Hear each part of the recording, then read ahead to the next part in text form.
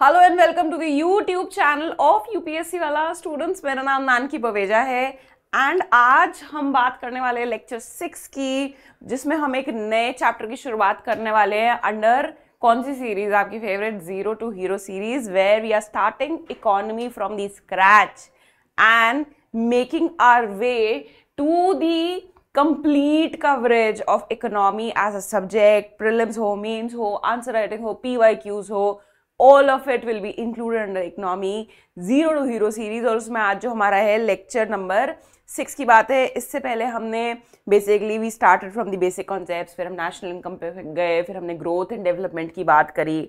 हमने प्रीवियसली देखा अनएम्प्लॉयमेंट क्या होता है, पॉवर्टी क्या होती है, इनइक्वालिटी क्या होती है। आज हम बात करेंगे इन्फ्लेशन क्या होता है।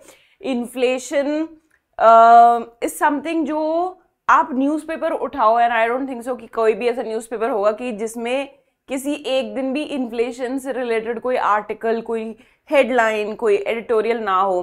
बट स्टूडेंट्स को समझने में कि एज टू क्या बात कही जा रही है, क्या न्यूज़ आर्टिकल में बोला जा रहा है, मुश्किल आती है। क्यों? क्योंकि उन्होंने जो इन्फ्लेशन से रिलेटेड अपने कॉन्सेप्ट्स हैं वो इतने ब्रश अप नहीं करे होते हैं, and that is the reason जो इंटरलिंकिंग है ना किसकी, करंट अफेयर्स की टू दी स्टैटिक पोर्शन, वो रह जाती है।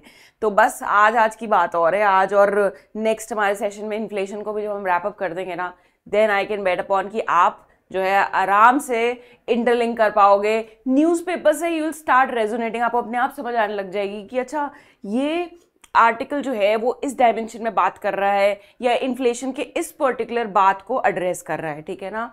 तो do not worry on that, you just have to maintain your calm with me. अच्छा, तो पहले देख लेते हैं कि हम इन्फ्लेशन में कैसे हमारा जो लेक्चर प्लान है वो क्या होने वाला है। सो बेसिकली सबसे पहले तो हम इन्फ्लेशन की जो डेफिनेशन है इसको समझेंगे, ठीक है ना।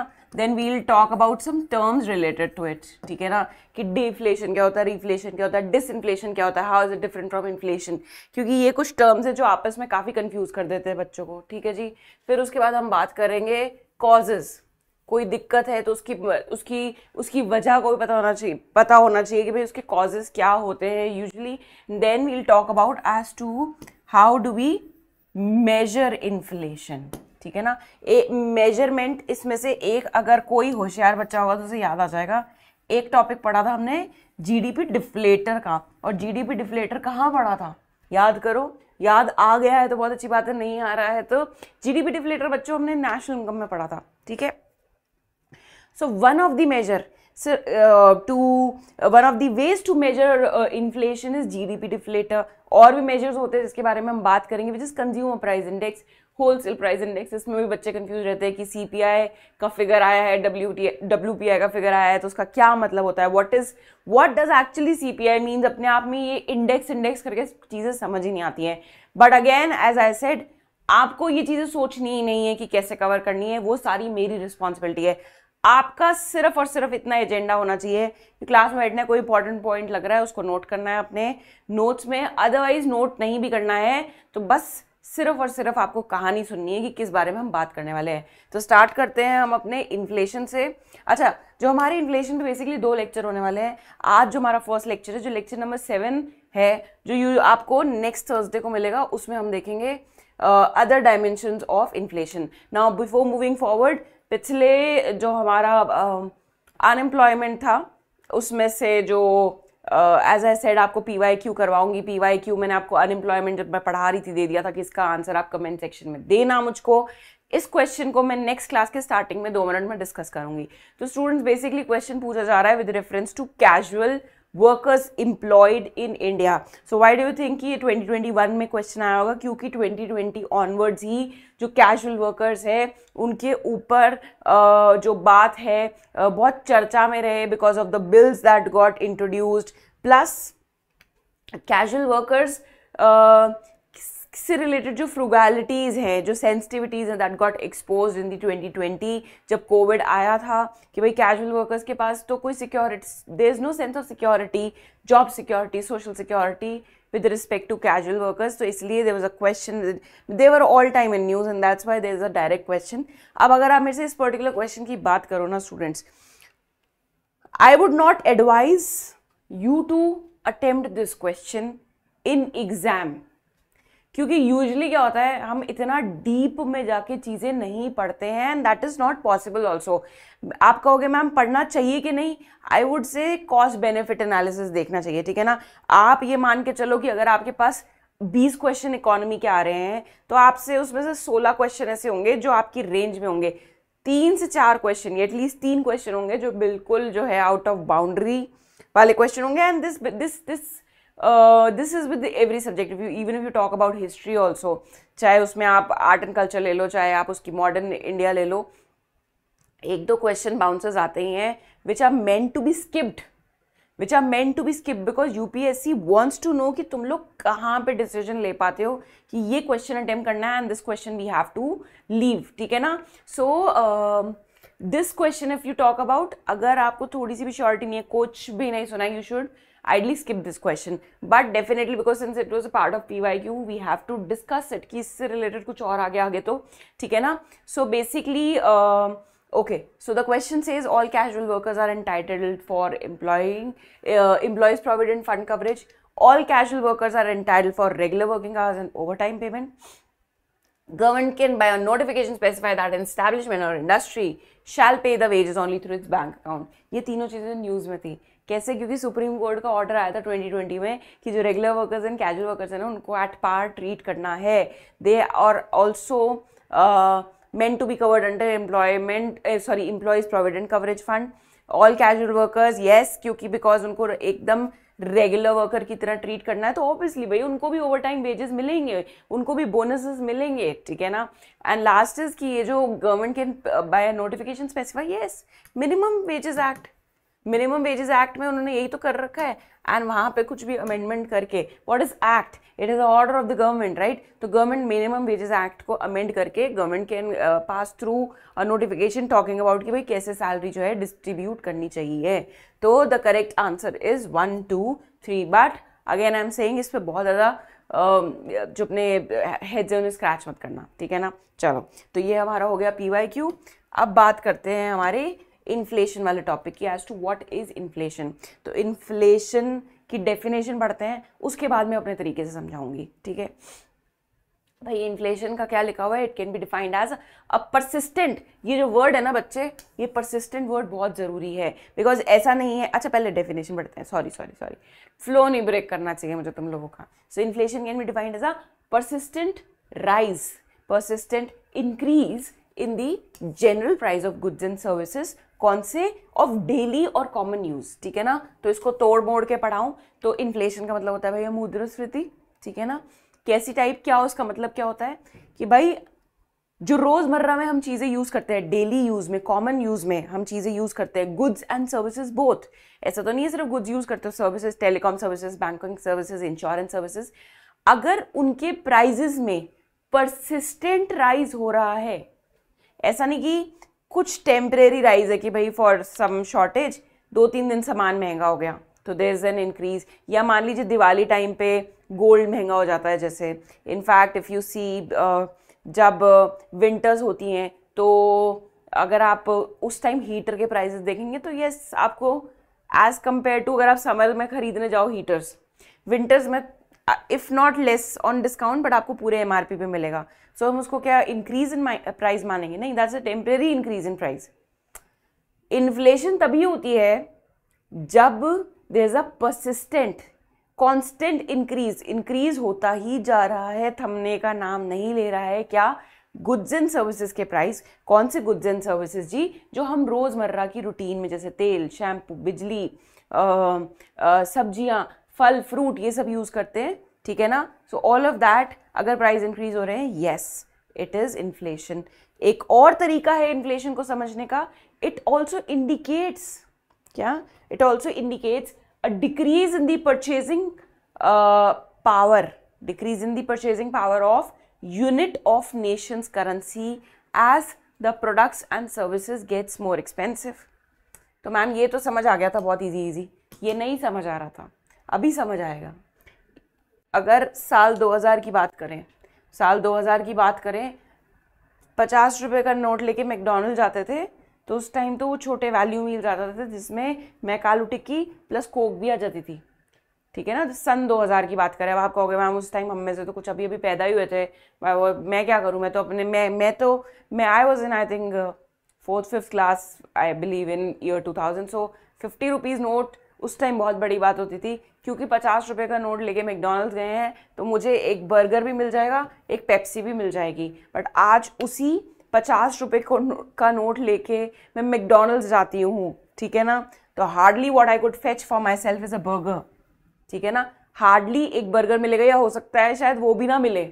तो बेसिकली हुआ क्या है, जो मेरी इस करेंसी की परचेजिंग पावर थी, इस करेंसी की परचेजिंग पावर थी कि पहले मैं 50 रुपये में 2 चीज़ें खरीद सकती थी या खरीद पा रही थी, अब मैं शायद एक भी नहीं खरीद पा रही हूँ। तो क्या हो रहा है, क्या हो क्या रहा है एक्चुअली, ये इसको 2 तरीके देखने के, एक भैया प्राइजेस महंगे हो रहे हैं चीज़ों के, ठीक है ना, दूसरा नज़रिया ये देखने का है कि मेरी जो करेंसी है उसकी परचेजिंग पावर जो है, ठीक है ना, उसकी परचेजिंग कैपेसिटी जो है कम हो गई है। तो इन्फ्लेशन मतलब ही ये दोनों चीज़ें होता है कि भाई persistent rise in the prices of goods and services of daily use, right, या फिर it also indicates decrease in the purchasing power. Purchasing power है जो मेरी करेंसी की, मेरी कंट्री की currency, I am not bothered as to दूसरी currency की परचेजिंग पावर क्या है, भैया मेरे देश की करेंसी जो है वो, उससे मैं उतना सामान नहीं खरीद पा रही हूँ जितना मैं आज से 5 साल पहले, 10 साल पहले, 15 साल पहले खरीद पाती थी। That means inflation is there in the country. Temporary changes के पीछे मत भागना, temporary changes in prices is not considered as inflation. The rise has to be what, rise has to be persistent, rise has to be constant मतलब कुछ समय तक लगातार increase होना चाहिए। 1-2 दिन या कुछ हफ्ते के फ्लक्चुएशन को आप इन्फ्लेशन नहीं कह सकते, ठीक है। अब देखते हैं कुछ इसी से मिलते जुलते टर्म्स, ठीक है ना। इन्फ्लेशन हो गया, मुद्रास्फीति, ठीक है जी। चलो ये एक और एग्जाम्पल देख लो आप, ये देखो 1970 में for some $0.25 you can get a coffee for yourself. फिर 80 में आते आते $0.45, नाउ फिर 2000 में आते आते $1 की कॉफ़ी आने लगी, ठीक है ना। 2022 में चलते चलते $1.85 की कॉफ़ी आ रही है, ठीक है ना। तो मैं क्या बोलूँ, परचेजिंग पावर कम हो रही है या चीज़ें महंगी हो रही हैं, इट्स मोर और less the same thing which is inflation, ठीक है। तो ये एग्जाम्पल और था। चलो अब नेक्स्ट जो रिलेटेड टर्म्स हम पढ़ने वाले हैं उसमें से फर्स्ट वन इज डिफ्लेशन, अपस्फीति, ठीक है ना। अपस्फीति जिसको हिंदी में बोला जाता है, क्योंकि बहुत सारे हिंदी वाले बच्चे बोल रहे थे कि मैम हिंदी वाले टर्म्स भी लिखा करो, तो ये मेरी पहली कोशिश है कि ठीक है जितना हो पाएगा, हर चीज़ को तो I can not convert in Hindi, but जितना हो पाएगा। तो डिफ्लेशन को हम हिंदी में बोलते हैं अपस्फीति, ठीक है ना। डिफ्लेशन क्या होता है, डिफ्लेशन होता है बिल्कुल उल्टा ऑफ व्हाट, इन्फ्लेशन। इन्फ्लेशन का ऑपोजिट इज डिफ्लेशन, जहाँ पे जो गुड्स एंड सर्विसेज के जो प्राइसेस हैं वो फॉल हो रहे हैं। कैसे हो रहे हैं स्टूडेंट्स, बहुत लाजमी सी बात है, मान लो बाजार में गुड्स एंड सर्विसेज पड़े, मेरी एक दुकान है भरी पड़ी है, ठीक है, मैंने एक नई दुकान खोली थी, किराने की दुकान खोली, और उसमें तेल क्या, शैम्पू क्या, सर्फ की बोतल क्या, आटे की पैकेट, मैदा, सब कुछ मैं रख के बैठी हुई हूँ, ठीक है ना। एंड मान लीजिए ऐसे बहुत सारी किराने की दुकानें हैं, ठीक है। अब कोविड आ गया, कोविड भी नहीं आया, या फिर ऐसी स्थिति है मार्केट में कि लोग सामान बहुत ज़्यादा खरीद नहीं रहे हैं, कंज्यूम नहीं कर रहे हैं, मतलब ग्राहक नहीं है मेरे पास ज़्यादा। सिंपल वाली स्टोरी समझाती हूँ, किराने की दुकानें हैं 3-4, इस एरिया में ग्राहक ही नहीं है कोई। बट अब एक भी अगर मेरे पास ग्राहक आता है तो मेरी कोशिश होती है कि ये यहाँ से कुछ लेके जाए, खाली हाथ ना जाए, क्योंकि पहले ही दुकानदारी नहीं चल रही है। अगर ये आएगा, रेट सुनेगा, भाग जाएगा, तो मैं कहाँ से अपनी रोटी पानी चलाऊंगी। व्हाट आई विल डू, मैं क्या करूँगी कि in order to make sure कि ये जो पर्सन आया है, गलती से ग्राहक मेरी दुकान में घुसा है, आई विल मेक श्योर इसको मैं थोड़ा बहुत डिस्काउंट दे दूँ, थोड़ा प्राइस कम कोट कर दूँ, MRP से थोड़ा सा कम प्राइस पे चीज़ दे दूँ, ताकि ये कुछ तो खरीदे मेरी दुकान से, कुछ तो मैं बेचूँ भी, मतलब कुछ तो बिके। पूरे दिन तो कोई ग्राहक नहीं आता, एक आता है वो भी बिना सामान लिए चला जाता है। So in order to attract the customer what I will do, थोड़ा सा डिस्काउंट दे दूंगी, थोड़ा सा प्राइस कम करके कोट कर दूंगी, ठीक है ना, समझ आई। तो अब बेसिकली अगर यही सारी स्थिति, यही सेम सिचुएशन पूरी कंट्री में या पूरे एक स्टेट में या एरिया में होने लग जाए, कि सामान बिक नहीं रहे हैं, लोग कोई चीज़ खरीदना नहीं चाह रहे हैं, लोग स्पेंड नहीं करना चाह रहे हैं, जो भी एक कस्टमर आ रहा है दुकानदार उसको लूज नहीं करना चाह रहा, in order to stop that और अवॉइड दैट सिचुएशन वो प्राइस नीचे कर रहा है। तो इवेंचुअली अगर देखें तो रिजल्ट क्या आ रहा है, eventually if we see the ultimate impact, prices जो है बेटा जी फॉल कर रहे हैं, क्योंकि आज मैंने थोड़ा घटाया, फिर पास वाला जो किराने की दुकान था उसने बोला अच्छा ये 20 रुपए की ब्रेड बेचता है, मेरे से 18 की ले जाओ। फिर उसके जो नेक्स्ट दुकानदार वाला है वो बोले यार सारे कस्टमर्स के पास जा रहे हैं, थोड़े ऐसे ही थोड़े से कस्टमर है मार्केट में, तो इसे कर मेरे से 17.5 रुपये में ब्रेड ले जाना। अल्टीमेटली बेसिक क्या हो रहा है, जो प्राइजेज हैं वो फॉल हो रहे हैं, प्राइजेस जो है वो फॉल हो रहे हैं, and ultimately that is what is deflation is. Deflation is defined as a drop in prices. ये स्थिति अराइज कब होती है, जब मार्केट में सामान की सप्लाई ज़्यादा है, खरीदने वाले कोई है नहीं है। क्या इसमें कुछ टेक्निकल था, क्यों पहले हमने उसको बहुत ही अपनी डेली लाइफ से रिलेट करके समझा, दैट इज वाई आपको डिफिकल्टी नहीं आएगी समझने में। तो क्या है, सामान ज़्यादा है, खरीदने वाला कोई है नहीं है, अब सामान मेरे को स्टॉक निकालना है तो मैं क्या करूँगी, प्राइस थोड़ा कम करूँगी, करते करते करते करते पता चलेगा जी प्राइस ही ड्रॉप होने लग गए हैं। ऐसी स्थिति कब होती है कि लोग सामान खरीदने में इच्छुक ही नहीं है, they are little I mean they are showing some resistance मतलब नहीं खरीदना चाह रहे हैं। ऐसी स्थिति कब अराइज होती है, रिसेशन के टाइम। अब आप पूछोगे मैम रिसेशन क्या होता है, मैंने शेप्स ऑफ रिकवरी पढ़ाया था, ठीक है ना। हर इकोनॉमी में साइकिल्स होती हैं, बूम पे है साइकिल, फिर रिसेशन आ जाता है। रिसेशन के टाइम क्या होता है, लोग सामान खरीदने से कतराते हैं, सोचते सेव कर लो, पता नहीं कल को क्या मुसीबत आ जाए, ठीक है ना। So it occurs when there is a higher supply of goods and services but not money to buy them, या फिर रिसेशन के दौरान, ठीक है ना। इसका इमीडिएट इफेक्ट क्या आता है, अनएम्प्लॉयमेंट बढ़ जाता है। अनएम्प्लॉयमेंट कैसे बढ़ जाता है, अभी देख लेते हैं कैसे बढ़ जाता है, ठीक है ना। किराने की दुकान थी ना मेरी, किराना था स्टोर, अब यहाँ पे जो है गुड्स बिक ही नहीं रहे, गुड्स की जो सेल है वो है नहीं है, तो मेरा जो होलसेलर था मैं उससे सामान नहीं मंगा रही, होलसेलर वाला जो है फैक्ट्री से सामान नहीं खरीद रहा, ठीक है ना। तो फैक्ट्री में प्रोडक्शन की जरूरत ही नहीं पड़ रही, फैक्ट्री किसके लिए प्रोड्यूस करे, फैक्ट्री भी तभी प्रोड्यूस करेगी ना आगे जब उससे होलसेलर मंगाएगा कि भैया सामान भेजो। फिर होलसेलर भी सामान कब मंगवाएगा उससे, जब किराने वाला, जैसे कि मैं वो सामान मंगाऊंगी कि ज़रा 2 पेटी चावल भेज दो या 3 पेटी आटा भेज दो, मेरे पास कोई खरीदने वाला नहीं है, तो मतलब होलसेलर से कोई खरीदने वाला नहीं है, होलसेलर के पास डिमांड नहीं है, तो फैक्ट्री वाले को बोलेगा मत भेजना सामान, तो फैक्ट्री वाला बोलेगा मैं प्रोड्यूस क्यों करूं, तो बोलेगा भैया मेरे पास 10 लोग थे, लेबर थी, उसमें से 5 को मैं हटा देती हूँ क्योंकि काम धंधा ही नहीं है। अपने पापा को आप अक्सर सुना होगा, काम धंधा ही नहीं है जी, तो फैक्ट्री वाला भी क्या करेगा, जो 10 लेबर थी उसमें से 5 को हटा देगा, क्यों, काम धंधा ही नहीं है, किसके लिए रखे अपने यहाँ लेबर को। तो उसका इमीडिएट इफेक्ट क्या हुआ, अनएम्प्लॉयमेंट बढ़ा, क्यों, क्योंकि 5 लोगों को हटाया। और यही सेम चीज़ जब हर फैक्ट्री वाला करने लगेगा तो पूरे कंट्री के लेवल पे क्या बढ़ जाएगा, पूरे कंट्री के लेवल पे अनएम्प्लॉयमेंट जो है बढ़ जाएगा। तो डिफ्लेशन का इमीडिएट इफेक्ट क्या होता है, इंक्रीज इन अनएम्प्लॉयमेंट, ठीक है। अपस्फीति। अब चलते हैं next concept which is disinflation, विस्फीति, ठीक है ना। डिसइन्फ्लेशन क्या होता है, विस्फीति। डिसफ्लेशन एक ऐसी कंडीशन होती है जहां रेट ऑफ इन्फ्लेशन डिक्लाइन होने लग जाता है। भाई इन्फ्लेशन चल रहा है, ठीक है ना, इन्फ्लेशन अभी भी है, लेकिन जिस रेट से इन्फ्लेशन बढ़ रहा था वो कम हो गया है, मान लेते हैं, ठीक है ना। पहले मान लीजिए 4% से जो है महंगाई बढ़ रही थी, 4% से लिख देती हूँ हिंदी में ताकि तुम इसको ऐसे ही अपने नोट्स में लिखो, ताकि जब हिंदी, सो बेसिकली क्या होता है, जो अपनी मदर टंग होती है ना उसमें जब अपन चीज़ें समझ लेते हैं तो डेफिनेशन तो हम अपने आप वहाँ पे लिख लेते हैं। 4% से महंगाई जो है बढ़ रही थी,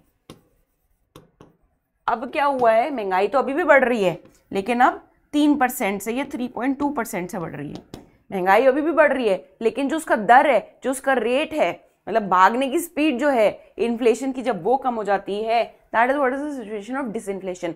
do not confuse disinflation with डीफ्लेशन। डीफ्लेशन तो फॉल इन प्राइस हो गया ना, अपस्फीति, ठीक है ना, ऑपोजिट ऑफ इन्फ्लेशन हो गया। डिसइन्फ्लेशन क्या है, इन्फ्लेशन अभी भी है लेकिन जिस रेट से इन्फ्लेशन बढ़ रहा था वो अब धीमा हो गया है। भागने की स्पीड इन्फ्लेशन की जो है वो घट गई है। That is what is disinflation. Example, take the CPI inflation rate in India for the months of January, February, March, April. 8.2, 7.5, 6.4, 6.1। क्या हो रहा है? भागने की स्पीड इन्फ्लेशन की जब कम हो जाती है वो डिसइन्फ्लेशन हो जाता है। ऐसे याद रखोगे, कभी नहीं भूलोगे, वरना डिसइन्फ्लेशन और डीफ्लेशन में कंफ्यूज होगे ही होगे। ठीक है, चलो नेक्स्ट इज स्टैगफ्लेशन। इसको बोलते हैं मुद्रास्फीति जनित मंदी। ठीक है ना, मुद्रास्फीति जनित मंदी का मतलब ये होता है ऐसी स्थिति जहां पे इन्फ्लेशन, ठीक है ना, है, इन्फ्लेशन है लेकिन वहां कंट्री में ग्रोथ नहीं है। ठीक है ना। अच्छा, इन्फ्लेशन और ग्रोथ का क्या संबंध होता है वो भी फिर से समझाऊंगी, बट अभी के लिए ये समझिए कि ऐसी स्थिति, ठीक है ना। अच्छा, पहले ये एक प्री रिक्विजिट समझ लो जिसको थोड़ा डिटेल में मैं अभी थोड़ी देर में समझाऊंगी बेसिकली, एंड इफ नॉट थोड़ी देर तो नेक्स्ट लेक्चर में। इन्फ्लेशन जब भी किसी कंट्री में होता है देन माना जाता है it is accompanied by growth, या यूं कह लो ग्रोथ जब भी किसी कंट्री में होती है, मान लीजिए कोई कंट्री ग्रो कर रहा है, it is accompanied with inflation. ठीक है, चलो जी, ओके।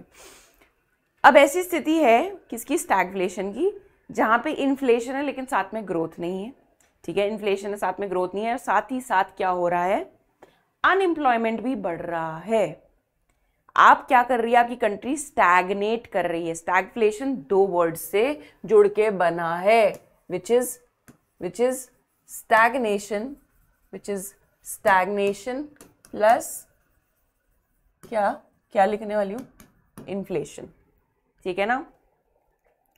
तो ऐसी स्थिति जहां पे इन्फ्लेशन है पर इकोनॉमी ग्रो नहीं कर रही है, उल्टा अनएम्प्लॉयमेंट इंक्रीज हो रहा है, इकोनॉमी स्टैग्नेट कर रही है, प्लाटू कर रही है, so it is considered bad for the economy. Obviously, क्यों? क्योंकि इन्फ्लेशन मुझे तब तक ही अच्छा लगेगा कि भाई साथ साथ मेरी कंट्री ग्रो भी कर रही है। If it is not growing then तो इन्फ्लेशन तो कितना हार्मफुल है। मेरे लोगों को यहाँ पे हर चीज का महंगा दाम चुकाना पड़ रहा है। मेरी कंट्री की परचेजिंग पावर घटती जा रही है, 50 रुपए में कुछ खरीद ही नहीं पा रही हूँ, खरीदने लायक हुई नहीं। तो आप सोचो जो लोग अभी बिलो पावर्टी लाइन के में है, उनके लिए तो वो 50 रुपए लेके जाते हैं, उनको लगता है भाई हम पूरे दिन का राशन आ जाएगा, नहीं आ पा रहा। So it is very worrisome situation for the government. क्यों? क्योंकि अगर आपकी कंट्री की जो करेंसी है, आपकी कंट्री की करेंसी परचेजिंग पावर लूज करने लगेगी, तो जो पावर्टी है ना वो बहुत ज़्यादा इंक्रीज होने लगेगी। क्यों? क्योंकि गरीब आदमी के हाथ में कहाँ से पैसा आएगा, और जो एग्जिस्टिंग पैसा है वो किसी काम का नहीं है, उससे कुछ खरीदने लायक रहते नहीं है मार्केट में। तो ये बहुत ही ट्रबलसम सिचुएशन हो जाती है किसी भी कंट्री की गवर्नमेंट के लिए, कि अगर उसकी कंट्री पर की करेंसी परचेजिंग पावर लूज कर रही है तो। ठीक है ना। It is considered bad for economy.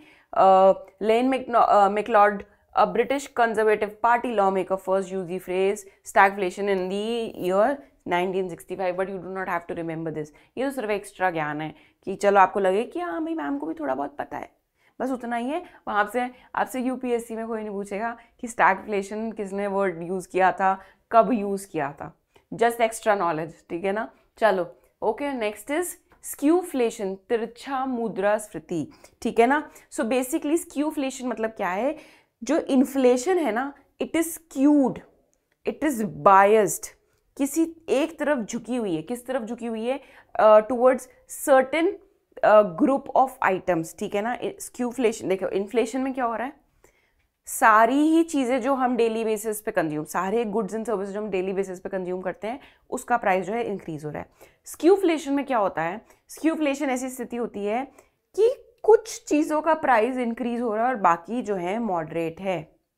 मतलब कुछ ही चीज़ों के प्राइजेस में जब इंक्रीज आता है, हो सकता है कुछ सेक्टर के प्रोडक्ट्स हो सकते हैं, मान लीजिए स्टील सीमेंट, जैसे हमें कंस्ट्रक्शन के लिए क्या चाहिए होता है? स्टील चाहिए होता है, सीमेंट चाहिए होता है, आयरन चाहिए होता है। ठीक है ना। मान लीजिए सिर्फ उस पर्टिकुलर कमोडिटीज़ में अगर प्राइजेस इंक्रीज हो रहे हैं, that will be called as stagflation. अगर इसका एक और रियल टाइम एग्जाम्पल आप देखना चाहते हो, समझना चाहते हो, दैट इज कोविड के टाइम में आपने देखा होगा ऑक्सीजन सिलेंडर्स, मेडिकल फैसिलिटीज़, आपके ऑक्सीमीटर्स, आपके मास्क, आपकी इनफैक्ट इफ़ यू सी जो मेडिसिन भी हम खा रहे थे उस टाइम, क्योंकि उनकी इतनी कमी हो गई थी, प्राइस बढ़ने लग गए थे उनके। ठीक है ना। तो सैनिटाइजर, तो मैं क्या बोलूँगी इसको, मैं पूरा एक मोटा कैटेगराइजेशन दे दूंगी कि उस टाइम जो कोविड एसेंशियल्स थे, ठीक है ना, कोविड एसेंशियल्स जो थे, प्लस उस टाइम अगर आप देखो, क्योंकि खेतों में भाई को वो क्या पॉलिसी थी कि लोग आपस में मिल लेने चाहिए, ठीक है ना, आपस में they should be no interaction, lockdown, अपने घरों में रहो। तो उस टाइम खेतों में जाके कौन काम करे, खेतों में जाके कौन काम करे, तो जो बची कुची सब्जियां मार्केट में अवेलेबल हैं सब उसी के पीछे दौड़ रहे हैं, तो क्या हो रहा था, प्राइस इंक्रीज हो रहा था। तो कुछ कुछ सेक्टर्स में कुछ कुछ कमोडिटीज के ही जो है प्राइसेस इंक्रीज हो रहे थे। Whereas if you see covid में जो हॉस्पिटल नहीं हॉस्पिटैलिटी, जैसे आपका टूरिज्म सेक्टर हो गया, आपके फ्लाइट्स के रेट्स हो गए, एविएशन सेक्टर हो गया, आपकी ट्रेन हो गई, क्या उनके भी प्राइस इंक्रीज हो रहे थे? नहीं हो रहे थे ना। कुछ ही पर्टिकुलर सेक्टर्स में कमोडिटीज के, सर्विसेज के, गुड्स के जो प्राइस इंक्रीज हो रहे थे, दैट इज व्हाट इज क्यूफ्लेशन, ठीक है ना। It is a form of inflation in which the cost of single goods और अ ग्रुप ऑफ गुड्स, जैसे कोविड एसेंशियल्स लिख लो यहाँ पे, जैसे क्या, Covid essentials increases while the level of overall prices are steady। Overall नहीं, कुछ area में जो है प्राइसेस इंक्रीज हो रहे हैं।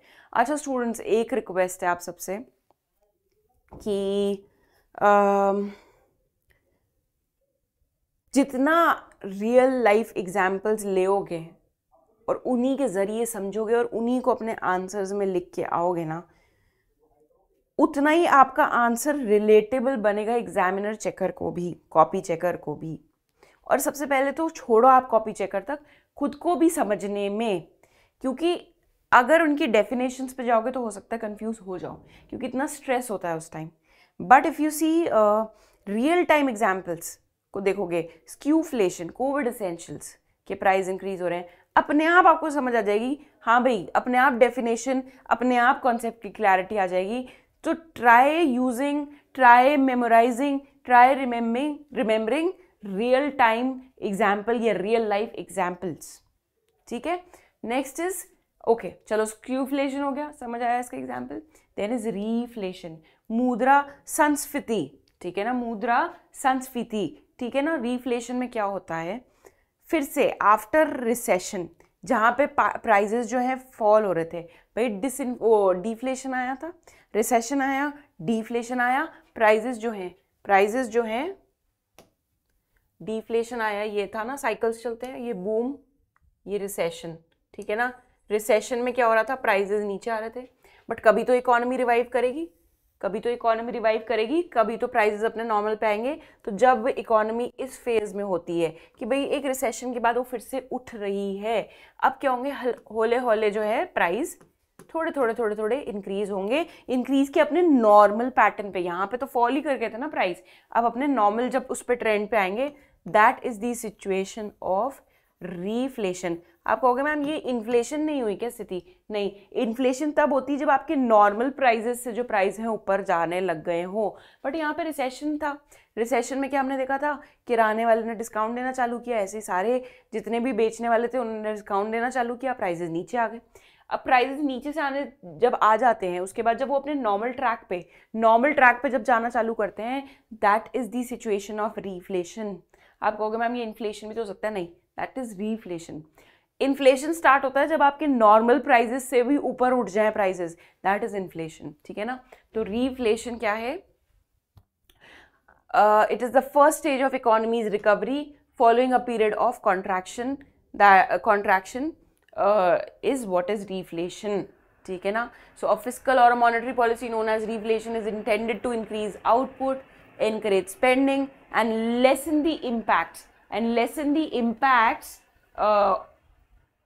of deflation, which typically happens after an extended period of economic instability or recession, ठीक है ना। That is what is the situation of reflation। तो ये कुछ terms थे जो with respect to इन्फ्लेशन जो हमने देख ली है, ठीक है। अब चलते हैं हमारे नेक्स्ट टॉपिक पे, which is causes of inflation. भाई क्या रीजन हैं कि एक कंट्री में जो है इन्फ्लेशन होता है। सो कॉजेज ऑफ इन्फ्लेशन में there are basically two causes of inflation, one is demand pull inflation, the another one is cost push inflation. There are two reasons, एक तो कभी कभी डिमांड इंक्रीज हो जाती है, उसकी वजह से इन्फ्लेशन होता है, और दूसरा होता है कभी कभी जो कॉस्ट ऑफ प्रोडक्शन है जब वो इंक्रीज हो जाता है तो इन्फ्लेशन कॉज होता है। अच्छा, अब पहले हम डिमांड पुल इन्फ्लेशन समझेंगे और उससे रिलेटेड जो PYQ है फिर वो देखेंगे। तो डिमांड पुल इन्फ्लेशन को मांग जनित मुद्रास्फीति, मांग बढ़ने, मांग जनित मतलब डिमांड इंक्रीज हो गई चीजों की, डिमांड इंक्रीज हो गई चीजों की, उस वजह से क्या हो रहा है, इन्फ्लेशन हो रहा है। फॉर एन एग्जाम्पल, जब कोविड स्टार्ट हुआ था तो सैनिटाइजर जो है डॉक्टर ने बोला यूज करो, ठीक है। सैनिटाइजर की बॉटल आती है 50 रुपए की, सैनिटाइजर की बॉटल आती है 50 रुपए की, क्योंकि उस टाइम हर डॉक्टर ने हर हॉस्पिटल में सैनिटाइजर, ठीक है ना। अब मान लीजिए ये मेडिकल शॉप वाला है, बनाए एक मेडिकल शॉप, चलिए बनाते हैं मेडिकल शॉप, इस पे प्लस साइन, ठीक है ना। मेडिकल शॉप है, इसके पास सिर्फ 3 बॉटल बची हैं, या मैं तो कह रही हूँ एक ही बॉटल बची है, छोड़ो 3 भी छोड़ो, एक बॉटल बची है लास्ट, क्योंकि पूरी बिक गई, ठीक है ना। बाहर इतने सारे लोग खड़े सैनिटाइजर खरीदने के लिए, ठीक है। सैनिटाइजर की बॉटल है 50 रुपए की, बाहर लोग खड़े हैं 5 लोग, which is A B C D E, 5 लोग खड़े, ठीक है। ए बोल रहा है मुझे सैनिटाइजर दे दो 50 रुपए में, पर उतनी देर में जितनी देर में ये मेडिकल शॉप वाला ए को दे रहा था, बी ने आवाज मारी नहीं 50 रुपए की बॉटल लेना, तू 60 रुपए ले, पर सैनिटाइजर मुझे दे दे। तो बी ने क्या कोट किया, ले तू 60 रुपए, लेकिन सैनिटाइजर की बॉटल मुझे दे। सी ने बोला टेक 65 रुपीज, बट क्योंकि मुझे ज़्यादा ज़रूरत है, मेरा बच्चा ज़्यादा बीमार है, डॉक्टर ने बोलना है लेके ही आओ। उतनी देर में डी आया, उसने बोला कि भाई मेरे घर बूढ़े बुजुर्ग है, मेरे को ज़्यादा ज़रूरत है, I am ready to pay 70 rupees for this bottle of sanitiser. And I said कि अपनी जिद है कि अपन तो लेके जाएंगे सैनिटाइजर की बॉटल, तो ये ले भाई 100 रुपए। तो अल्टीमेट इफेक्ट इफ यू सी क्या हो रहा है, 50 रुपए की बॉटल 60, 65, 70 और अब सीधा 100 रुपए में बिक रही है। क्यों ऐसा हुआ, क्योंकि डिमांड बहुत ज्यादा है, सप्लाई उतनी है नहीं है सैनिटाइजर की, क्योंकि कोविड के टाइम फैक्ट्रीज तो बंद हो गई थी सैनिटाइजर की, ठीक है ना। डिमांड बहुत ज्यादा है, सैनिटाइजर बन नहीं रहे हैं, तो जो बचे कुछ माल है मार्केट में उसका दाम, कोई लोग उसको किसी भी दाम पे खरीदने के तैयार हैं। ऑक्सीजन कॉन्सेंट्रेटर्स की बात, ऑक्सीजन सिलेंडर्स की बात देखो, ऑक्सीजन सिलेंडर के दाम उस टाइम क्यों बढ़ गए इतने, आगे पीछे तो हम कभी खरीदते भी, हम सोचा भी नहीं कभी ऑक्सीजन सिलेंडर हम अपने घर पे खरीद के लाएंगे, बट उस टाइम लोगों को अपने नियर्स एंड डियर्स वन की जान बचानी है, ठीक है ना। डिमांड बहुत ज़्यादा थी सिलेंडर्स की, सप्लाई कम थी, तो लोगों ने 50-50 हज़ार रुपए में भी ऑक्सीजन सिलेंडर्स जो हैं वो खरीदे थे, ठीक है ना। तो डिमांड इतनी ज़्यादा थी तो कि डिमांड ने पुल कर दिए प्राइजेस, डिमांड ने चीज़ों के प्राइजेस को बढ़ा दिया, demand pull inflation. This type of inflation occurs when the demand of goods increases faster than the supply. Mask, अच्छा उस टाइम एक और कमोडिटी बहुत चली थी which was face masks। क्या लगता है ये जो मास्क थे, ठीक है ना, वो जो मास्क अपन लगा के घूमते थे, आपको क्या लगता है उसके प्राइस क्यों नहीं इंक्रीज हुए? वो भी अचानक से उसी टाइम ट्रेंड में आए थे, मास्क यूज़ करना है, मास्क लगाए बिना जो पुलिस है चलान काट देती थी, उस टाइम तो इतना बुरा हाल था। तो what do you think could be the reason कि मास्क के प्राइस इंक्रीज नहीं हुए? भाई डिमांड तो इसकी भी इंक्रीज हुई थी, डिमांड इसकी भी इंक्रीज हुई थी, तो इसके प्राइस क्यों नहीं इंक्रीज हुए? क्योंकि द आंसर लाइज इसकी सप्लाई मेंटेन हो पाई थी। क्यों? अगर आपको याद हो तो उस टाइम लोगों ने घर में अपनी जो वो सिलाई वाली मशीन होती है जो मम्मी यूज करती है, उस पर मास्क बना बना के बेचना चालू कर दिया था। तो इसके जो डिमांड और सप्लाई में ना मिसमैच नहीं आया था, इसलिए इसके डिमांड और सप्लाई में क्या नहीं आया था, मिसमैच नहीं आया था।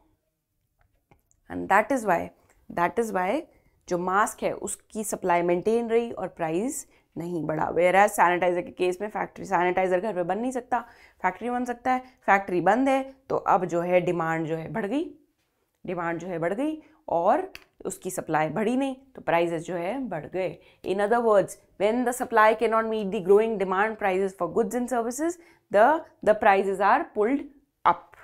ठीक है ना। अब इसके कॉजेस क्या हो सकते हैं? आपको क्या लगता है कि कब लोगों, भाई डिमांड कब ज़्यादा होगी चीज़ों की, चाहे कोई सी भी चीज़, चाहे सैनिटाइज हो सकता है, चाहे वो बिस्किट का पैकेट हो सकता है, तेल हो सकता है, कंघी हो सकती है, पेट्रोल हो सकता है, गाड़ियाँ हो सकती है। जब लोगों के हाथ में पैसा होगा, लोगों की स्पेंडिंग कैपेसिटी बढ़ जाएगी। लोगों की स्पेंडिंग कैपेसिटी कब बढ़ेगी? जब लोगों के हाथ में अवेलेबिलिटी ऑफ मनी होगी। अवेलेबिलिटी ऑफ मनी कब होती है लोगों के हाथ में? आपको दो चीज़ समझनी है, monetary stimulus by central bank and fiscal stimulus by the government. इसको अभी एक बार के लिए यहाँ पे लगाना है पॉज। ठीक है ना, भूल जाइए इन दोनों चीज़ों का मतलब। हमें सिर्फ एक चीज़ दिमाग में रखनी है, क्योंकि ये अभी आगे वाले चैप्टर्स में आएगा। इन्फ्लेशन किस तरीके से लिंक्ड है with respect to monetary policy of the central bank and inflation fiscal policy of the government. ये यहाँ पे हम यहाँ से कनेक्शन उठाएंगे जब हम वहाँ पे पढ़ेंगे। अभी के लिए यहाँ पे इन दोनों टॉपिक्स पे क्या लगाना है? पॉज। अभी आपको मोटी बात क्या समझनी है? जब लोगों के हाथ में पैसा है तो वो कुछ भी खरीदने को तैयार हैं, किसी भी रेट पे खरीदने को तैयार है। एंड यस, देयर इज वो क्या, डिमांड पुल इन्फ्लेशन। लोग के हाथ में और पैसा कब आता है? Increase in export. भाई एक्सपोर्ट हमारी कंट्री से इंक्रीज हो गया है, हम सामान बना के बहुत ज़्यादा बाहर बेच रहे हैं, बदले में हमारे पास पैसा आ रहा है। पैसा आ रहा है, हम सामान खरीदना चाहते हैं। बाजार में पहले एक पिज्ज़ा खाते थे, अब भाई अपन कमाते हैं, बहुत बढ़िया, धंधा अच्छा चल रहा है, बिजनेस अच्छा चल रहा है, भाई अपन चीज़ बस खाएंगे लाज वाला, वो भी 2 खाएंगे। Increase in exports. ठीक है ना। ग्लिचेस इन दी सप्लाई चेन। ग्लिचेस इन दी सप्लाई चेन, सामान मेरे पास ठीक से टाइम से पहुंच नहीं पा रहा। जैसे ये मेडिसिन थी, मेडिसिन बन नहीं पा रही थी, मेडिसिन टाइम से पहुंच नहीं पा रही थी, तो जो नॉर्मल पैरासिटामोल जो हम डेली लाइफ में कंज्यूम करते हैं उसके प्राइसेस क्या है? इंक्रीज हो गए। And last, increase in population. Population increase होगी तो क्या डिमांड जो है चीज़ों की वो बढ़ेगी। डिमांड बढ़ेगी, सप्लाई हो सकता है उस रेट से ना बढ़ पाए, सप्लाई उस रेट से क्या है वो थोड़ी सी बढ़े, वो ना बढ़ पाए, एंड हेंस प्राइजेस जो है इंक्रीज हो जाएंगे। That is the reason for demand pull inflation. Next जो हमारा होता है कॉस्ट पुश इन्फ्लेशन। मूल्य बढ़ोतरी मुद्रास्फीति। मूल्य बढ़ोतरी मुद्रास्फीति। कॉस्ट ऑफ प्रोडक्शन किसी भी वजह से इंक्रीज हुए, अभी उसमें नहीं जा रहे। जब कोई भी गुड या सर्विस या कमोडिटी बढ़ाने की कॉस्ट जो है वो इंक्रीज हो जाती है, उससे अल्टीमेट प्राइस पे तो इफेक्ट आएगा। मान लीजिए मेरा रॉ मटेरियल जो है, बिस्किट बनाती हूँ मैं, बिस्किट की फैक्ट्री है, मेरा रॉ मटेरियल महंगा हो गया। रॉ मटेरियल महंगा हो गया तो मुझे final price of goods and service 10 रुपये का पार्ले जी का पैकेट 12 रुपये में बेचना पड़ेगा। क्यों? मेरा रॉ मटेरियल महंगा आ रहा है। ठीक है ना।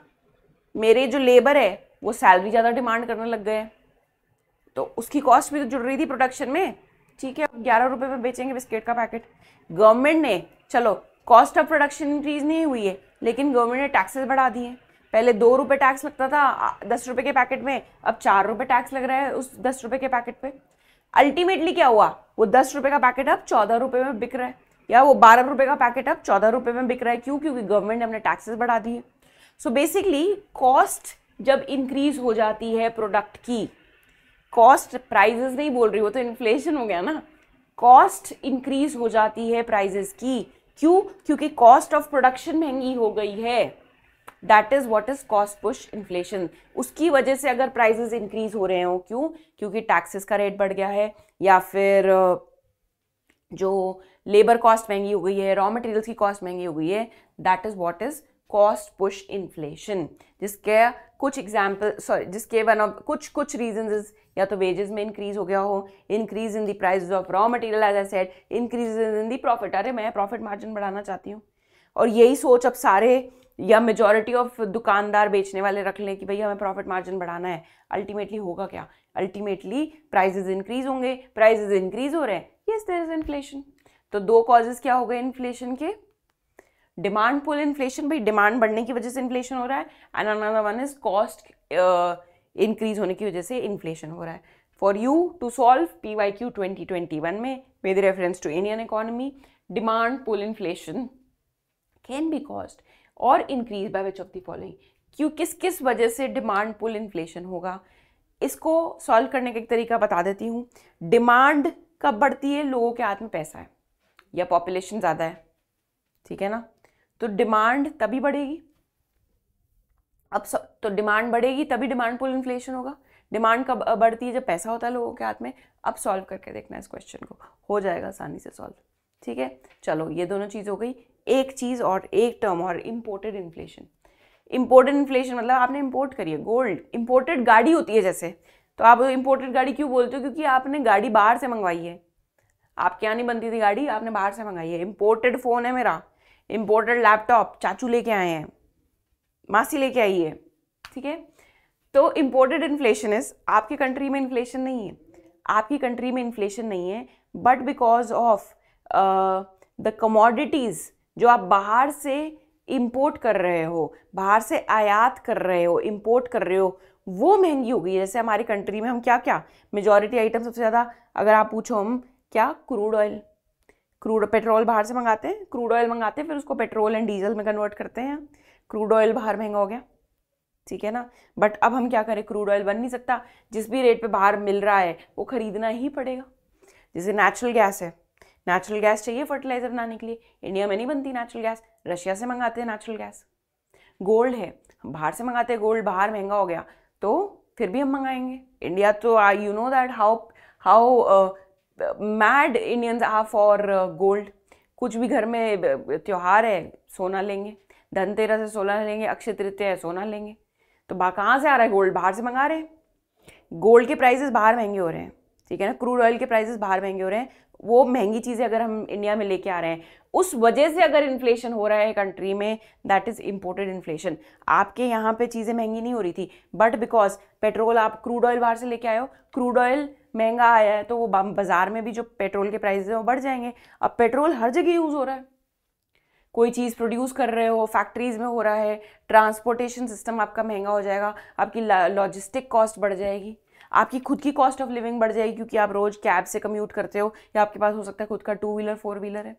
तो क्रूड ऑयल वहाँ पे महंगा हुआ, लेकिन आपको इम्पैक्ट यहाँ पे पड़ा। तो imported inflation, it is the rise in the price of goods and services in the country due to rise in the price of commodities that are imported is termed as imported inflation. 2-4 चीज़ें जो आप बाहर से मंगाते हो बहुत bulk में, जो आपकी कंट्री में नहीं बनती हैं, वो यूज़ होती हैं लेकिन बल्क अमाउंट में यूज़ होती हैं, अगर उनका प्राइस जो है इंक्रीज़ हो रहा है तो उस वजह से आपकी जो डेली लाइफ के खर्चे बढ़ रहे हैं, that is what is, daily life में प्राइसेस बढ़ रहे हैं, दैट इज़ इम्पोर्टेड। आयात मतलब इंपोर्ट करना, ठीक है ना, that is what is imported inflation, ठीक है। चलिए ये देखो 2022 का ये न्यूज़पेपर का क्लिप, ये इकोनॉमिक टाइम्स का न्यूज़पेपर में Feb 1 2022 में ये था, इम्पोर्टेड इन्फ्लेशन रीअकर्स। क्यों? इस टाइम यूक्रेन रशिया, कहीं ना कहीं चांसेस, तो हेंस इम्पोर्टेड इन्फ्लेशन, ठीक है ना। मेजर कैसे करते हैं इन्फ्लेशन को? मेजर कैसे करते हैं इन्फ्लेशन को? 3 तरीके से। GDP deflator already covered, GDP deflator जी कहाँ कवर किया था हमने? नेशनल इनकम में, नेशनल इनकम में। अब 2 चीज़ें जो हैं ऐसे, ये है consumer price index and wholesale price index. क्या चीज़ है? Consumer price index and wholesale price index.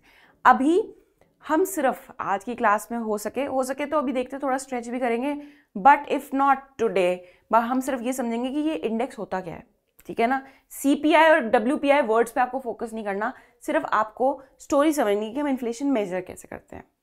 तो सबसे पहले हम क्या करते हैं, एक बास्केट लेते हैं, उस बास्केट में हम वो चीज़ें डालते हैं जो हम डेली बेसिस पे कंज्यूम कर रहे हैं, ठीक है ना। जैसे मैं डेली बेसिस पे ये फ्रूट्स, डेली बेसिस पे मैं ये फ्रूट्स एंड वेजिटेबल्स कंज्यूम करती हूँ, ठीक है ना। मैं ये हाउस या फिर आप मान लीजिए रेंट, ठीक है ना। ये हो गए क्लोथ्स, ठीक है ना। ये हो गया मेरा फ्यूल, और थोड़े कुछ जो शौकीन मिजाज लोग होते हैं वो पान या टोबैको प्रोडक्ट्स, ठीक है ना, टोबैको प्रोडक्ट्स भी यूज़ करते हैं। तो मैंने इस बास्केट में ये सारी चीज़ें डाल दी। क्यों? मैंने आइडेंटिफाई किया कि most of the house holds में ये कुछ कॉमन चीज़ें हैं जो हर हाउस होल्ड यूज़ करता है। जैसे डिटर्जेंट हो गया, जैसे कपड़े हो गए, जैसे चप्पल हो गए, टूथपेस्ट, हर हाउस होल्ड में, अमीर गरीब अपनी अपनी क्वालिटी, छोड़ दो कौन सी, वो तो मैम कौन सा पता नहीं बाहर से मंगा के करते हैं, हमें वी नॉट कंसर्न, बट कुछ कॉमन आइटम्स हैं जो हर घर में यूज होती ही होती है, जैसे रिफाइंड ऑयल, जैसे कि घी, ठीक है ना। अब मैंने ये देखा, जो ये बास्केट है, जो ये थैली सामान है, इसका प्राइस बेस ईयर में कितना था, बेस ईयर का कॉन्सेप्ट मैं समझा चुकी हूँ, ठीक है ना। ये बास्केट 2011 में कितने रुपए की आ जाती थी? 2011 में ये जो बास्केट है, जिसमें मैंने कौन से आइटम्स डाले जो मैं डेली बेसिस पे कंज्यूम करती हूँ, ये बास्केट 2011 में कितने की आ जाती थी? मुझे पता चला जी ये बास्केट 2011 में मैं खरीदो तो 100 रुपए की आ जाती थी, ठीक है। अब यही बास्केट मैं 2015 में लेने गई, 2015 में भी मैंने फ्यूल डाला, मैंने रेंट डाला, क्लोथ्स डाले, पान टोबैको डाला, फ्रूट्स एंड वेजिटेबल्स। अब ये जो बास्केट है ये आती है 130 रुपए की। अब ये बास्केट आती है कितने की? 130 रुपए की। मुझे क्लैरिटी आ गई कि हाँ महंगाई बढ़ी है। मैंने वही आइटम, वही सर्फ, वही फ्यूल, वही जो तेल है, वही डिटर्जेंट, वही साबुन, वही दूध का पैकेट डाला, लेकिन अब उन्हीं सेम सामानों को खरीदने के लिए मुझे 130 रुपए खर्च करने पड़ रहे हैं। मतलब प्राइजेस जो हैं इंक्रीज हो गए हैं। 100 रुपए का आता था, अब 130 रुपए में आ रहा है सामान। 2017 में लेने गई हूँ बास्केट, मम्मी गई बाजार, मम्मी ने बोला यार 150 रुपए में, कहाँ तो मैं 100 रुपए में घर चला देती थी। अक्सर ये सुना होगा आपने घर पे, पहले 2 रुपए में 8 समोसे आ जाते थे, ठीक है ना, 1 रुपए में 4 या 1 रुपए में 8 समोसे आते थे। अपने पेरेंट्स से पूछना, मम्मी बोलेगी, आपको अक्सर सुना होगा, पहले तो मैं 5,000 रुपए में पूरे महीने का राशन डलवा लेती थी, अब तो 10,000 रुपए भी कम पड़ रहे हैं, पापा से कैसे मांगू। ये कॉमन डायलॉग है जो हर घर में सुनते हैं हम। तो क्या हो रहा है, ये बास्केट मम्मी खरीद ही नहीं पा रही है। मम्मी पहले 5,000 रुपए में पूरे महीने का राशन डलवाती थी, अब 10,000 रुपए मम्मी को कम पड़ रहे हैं। क्यों? क्योंकि प्राइस इंक्रीज हो गए। 100 रुपए में बास्केट लाती थी, फिर 130 रुपए, अब 150 रुपए, पापा से कैसे और पैसे मांगे, ठीक है ना। सो अल्टीमेटली हमें क्या समझ आ रही है, और ये that is the only way कि हम बास्केट क्रिएट करते हैं। How do we measure inflation? We create a basket of commonly purchase goods and services, ठीक है ना। उसके बाद cost of this basket at a given time हम कैलकुलेट करते हैं, दैट इज बेस ईयर। और उसके बाद इस बास्केट के प्राइस में क्या चेंजेस आ रहे हैं ओवर टाइम। 2014 में कितने की थी, 15 में कितने की थी, 17, 18, 19, 20 कितने की थी, उसके प्राइसेस को ट्रैक करते हैं। प्राइसेस ऊपर जा रहे हैं, यस इन्फ्लेशन, प्राइसेस नीचे जा रहे हैं, इट इज व्हाट, डिसइन्फ्लेशन या डिफ्लेशन। इज इट डिसइन्फ्लेशन या डिफ्लेशन? इट इज डिफ्लेशन, ठीक है ना। So that is how we measure the और track the changes in the prices of goods and service, ठीक है। तो ये बास्केट क्रिएट करी।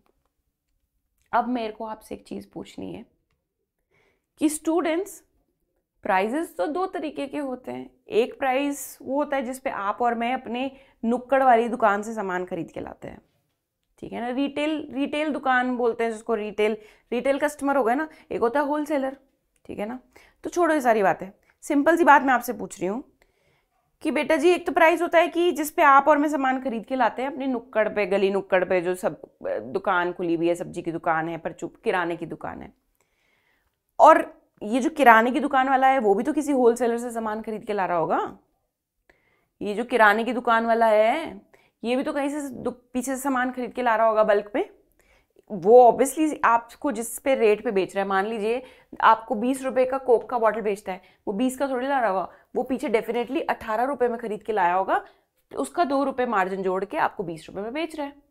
सिंपल सी बात है, ये तो तुम्हें पता है, थोक में सामान खरीद के लाया होगा, फिर उस पर थोड़ा सा मार्जिन जोड़ के आपको 20 रुपए की बॉटल बिक रही है, ठीक है।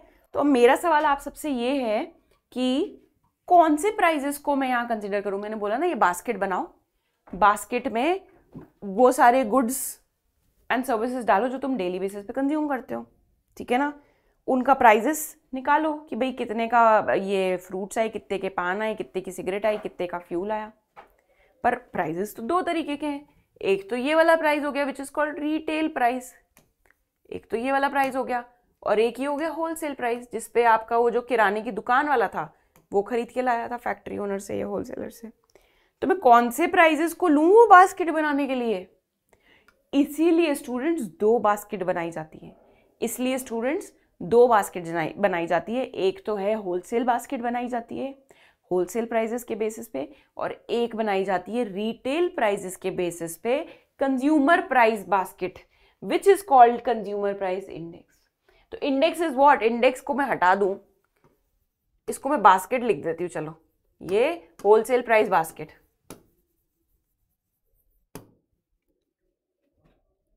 कंज्यूमर प्राइसेस, एक तो कौन से प्राइजेस पे बास्केट बनाऊंगी मैं, ये रिटेल प्राइस पे बास्केट बना रही हूँ, एक बना रही हूँ इस प्राइस पे बास्केट। तो ये हो गया मेरा कंज्यूमर प्राइस बास्केट, जिस पे कंज्यूमर अल्टीमेट कंज्यूमर खरीद रहा है।